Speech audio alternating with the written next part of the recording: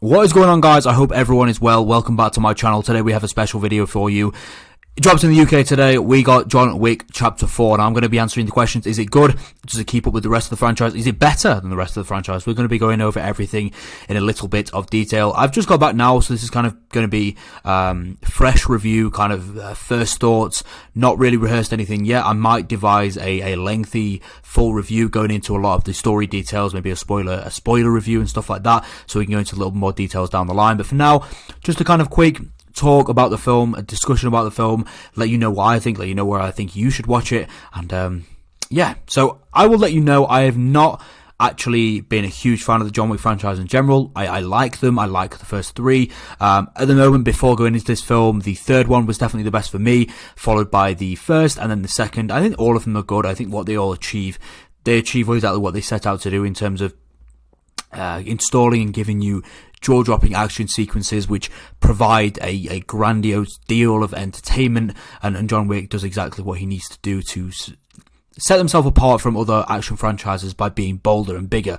And that is the case with John Wick Chapter 4. It is bolder, it is bigger, and there is clearly a lot more that has gone into this. They've clearly tried to give it their all and commit everything to this film. And did it work? I think it did. I think it did very, very well. I'm going to come right out and say it before I get into my thoughts. I think John Wick Chapter 4 is the best film in the franchise. I think it's the best film for me. I currently rated at a 4 out of 5. I think it was very, very successful, but let's go into a little bit of detail. So as I said before, this is bigger, it's better. The action sequences are jaw-dropping. There is an action sequence every half an hour that hits you and kind of makes you feel a certain way. This transcendent feel of watching this beautifully choreographed action sequences with these over-the-head tracking shots, a maximalistic approach when it comes to the lighting of showcasing just how well action can be done in this era with the technology we have to offer.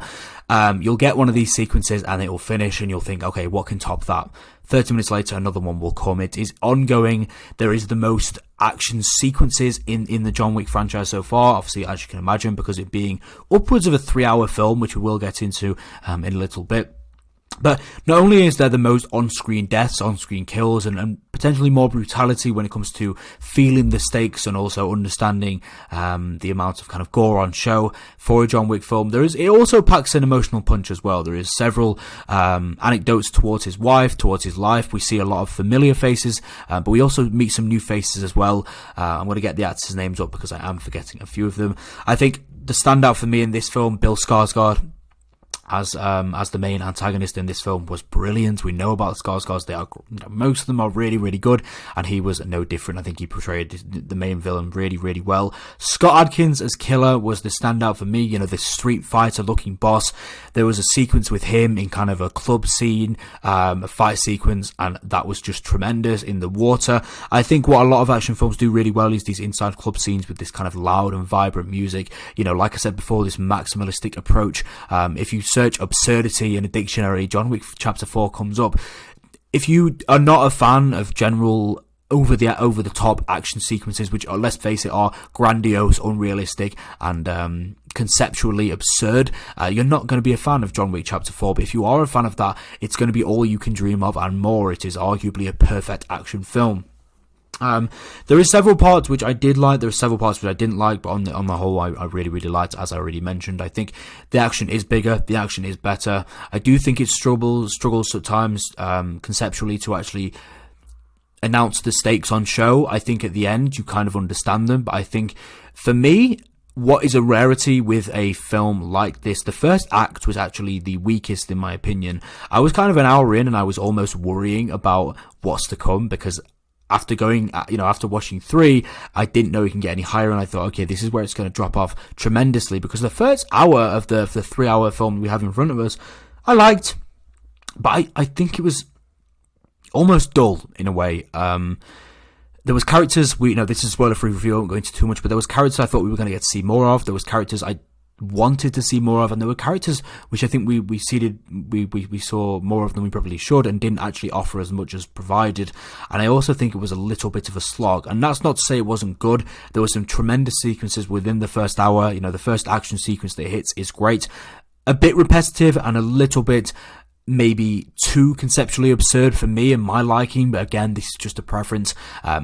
you might like what is on Showcase because it's a little bit different than what we've seen before, but I think you saw early on just how much they've kind of gone through with this film technically, on a technical level, by pushing the boundaries of action cinema, and really it provided some of the best action sequences I maybe have ever seen, which is a huge compliment in itself, considering the fact that, you know, I've watched over 2,000 films now, and a lot of them have been action films. You know, there's a lot of action films in there, but it manages to provide moments that get you really up on your feet and then hit you and get, you know, and then you kind of think, okay, how is it going to get any better from this? And then it hits you with another one 30 minutes later, which completely, you know, gets you on your feet as well.